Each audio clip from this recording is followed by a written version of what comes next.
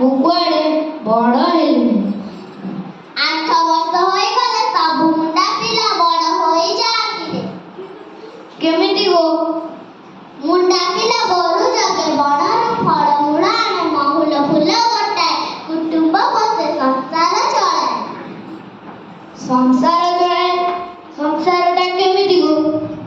ତଦରା ପଣତ ପଡ଼ିରେ ପୁଅ, ପାଖେ ପିଇଲେ ଆଉ ପାଖେ ଚିରିଯାଏ। ନେ ଖୁଦ ଯାଅ ଖାଇବୁ। ସବୁଦିନ ଏମିତି ଘାଟି ଦେଉଛୁ ମା, ଭଲ କରି ଟିକେ ଲୁଣ ବି ଦେଉନୁ। ତୋର ବଡ଼ ଭାଇ ଚୁପଚାପ ଖାଇଦିଏ, ତୁ କି ଏମିତି ହେଉ ରେ?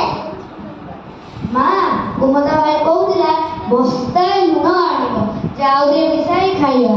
ମା, ସେ କ'ଣ